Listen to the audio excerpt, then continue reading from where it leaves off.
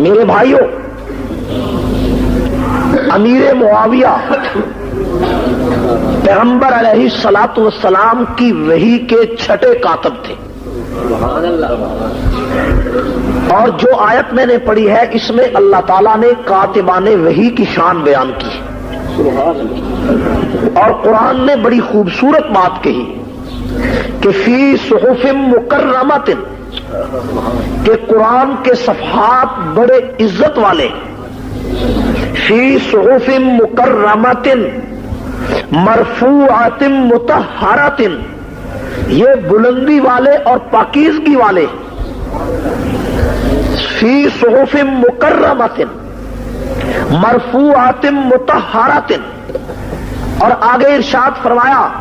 بِأَيْدِي سَفَرَةٍ، جن ہاتھوں نے قرآن لکھا ہے وہ ہاتھ بھی بڑے چمکنے والے۔ قرآن نے کہا کہ جنہوں نے قرآن لکھا ہے، جنہوں نے کتابت کی ہے، جن کو پیغمبر نے کاتب وحی بنایا ہے، جن میں حضرت زید ابن ثابت بھی ہیں، کعب ابن ابی بھی ہیں، جس میں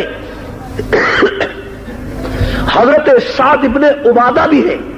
جس میں حضرت عثمان غنی بھی ہیں، جس میں حضرت امیر معاویہ بھی ہیں، تو قرآن کہتا ہے فی صحف مکرمۃ،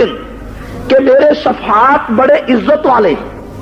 مرفوعات مطہرات، یہ بڑی پاکیزگی اور بلندی والے، بِأَيْدِي سَفَرَةٍ، اور یہ ہاتھ جنہوں نے قرآن اپنے ہاتھوں سے لکھا، یہ ہاتھ بھی بڑے چمکنے والے ہیں۔ اگر بات صرف اتنی ہوتی کہ قرآن صرف اتنی بات کہتا بِأَيْدِي سَفَرَةٍ، کہ ہاتھ چمکنے والے ہیں، تو شیعہ کہہ سکتا تھا کہ ہاتھ کے چمکنے سے نیت نہیں چمکتی، ہاتھ کے چمکنے سے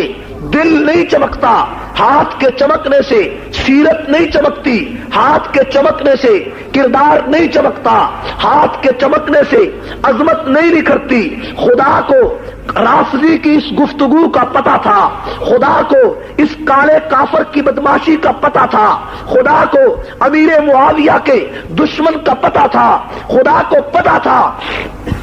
کہ خمینی نے امیر معاویہ کو جہنمی لکھنا ہے، خدا کو پتا تھا کہ امیر معاویہ پر خمینی نے تنقید کرنی ہے۔ اللہ نے 1400 سال پہلے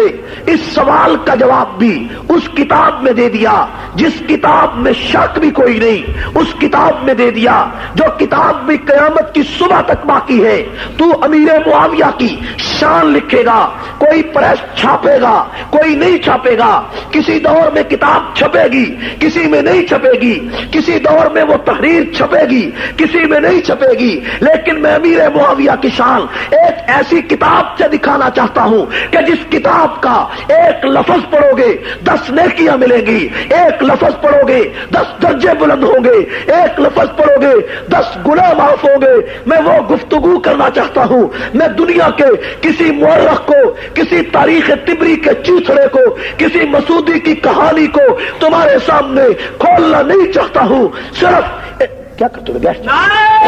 میں ایک آیت کا ترجمہ کر کے اسی کی طرف آؤں گا جس کو آپ چاہتے ہیں، ٹھیک ہے؟ میرے بھائیوں، قرآن نے امیر معاویہ کی شان بیان کی ہے۔ قرآن نے کس کی شان بیان کی؟ قرآن نے بڑی عجیب بات کہی ہے، فی صحف مکرمۃ مرفوعۃ مطہرۃ بِأَيْدِي سَفَرَةٍ، بِأَيْدِي سَفَرَہ،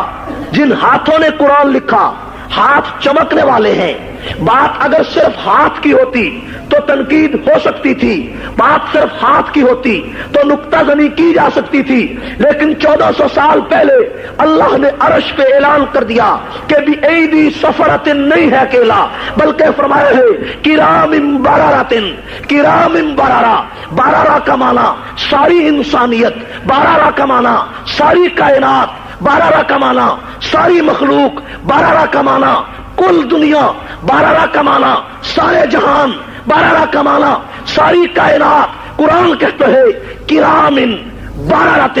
کرام اس شخص کو کہتے ہیں جو سب سے اعلیٰ ہو، اس شخص کو کہتے ہیں جو سب سے عزت والا ہو، اس شخص کو کہتے ہیں جو سب سے عظیم ہو، اس شخص کو کہتے ہیں جو سب سے زیادہ عزت والا ہو۔ قرآن کہتا ہے کرام بررۃ، امیر معاویہ اور کاتبان وحی روح زمین کے بہترین انسان ہیں۔ شیعہ کہتا ہے منافق تھے، قرآن کہتا ہے بہتر تھے۔ شیعہ کہتا ہے برے تھے، قرآن کہتا ہے اعلیٰ تھے۔ شیعہ کہتا ہے بے ایمان تھے، قرآن کہتا ہے ایماندار تھے۔ مورخ کہتا ہے ظالم تھے، قرآن کہتا ہے کرام بررہ۔ قرآن کہے کرام بررہ، تاریخ برا کہے میں تاریخ پہ ٹھوکر ماروں، تاریخ برا کہے میں تاریخ کو گندی ٹوکری میں پھینکوں، تاریخ برا کہے میں اس پر لعنت بھیجوں، اس لیے کہ تاریخیں ساری دنیا کی ایک طرف ہے لیکن کرام بررہ ایک طرف۔ تو معاویہ کو برا تاریخ سے کہتا ہے، میں معاویہ کی عظمت قرآن سے بیان کرتا ہوں۔ اور میں آج تمہیں یہ بھی بتانا چاہتا ہوں کہ اس وقت دنیا میں جتنے مسلمان ملک ہیں ان تمام مسلمانوں کا 90% جغرافیہ امیر معاویہ نے فتح کر کے اسلام کے قدموں میں ڈالا۔ توجہ کیجئے، توجہ، یہ روس ہے، روس کی 156 ریاستیں ہیں۔ کتنی ریاستیں؟ 156 ریاستوں میں 80 ریاستیں امیر معاویہ نے فتح کی تھی۔ کابل کے پہاڑ معاویہ نے فتح کیے تھے، پشاور کا شہر معاویہ نے فتح کیا تھا۔ کہاں سے چلی تھی فوج، کہاں سے چلا تھا قافلہ، کہاں سے چلی تھی جماعت؟ 45 ہجری میں امیر معاویہ کا ایک لشکر شام سے 35,000 صحابہ کی قیادت میں چلا تھا۔ امیر معاویہ کا لشکر ایک صحابی کی قیادت میں 35,000 مجاہدوں کو لے کر چلا، اور اسی لشکر میں سنان ابن مسلمہ سب کہو رضی اللہ تعالی، ایک جلیل القدر صحابی سنان ابن مسلمہ، اس کی قیادت میں، ان صحابی کی قیادت میں یہ لشکر شام سے چلا تھا 45 ہجری میں۔ کتنی ہجری میں؟ پیغمبر کی ہجرت کو ابھی 45 سال ہوئے تھے۔ اس سن میں امیر معاویہ کا لشکر 35,000 انسانوں کی قیادت میں، 35,000 انسانوں کی معیت میں حضرت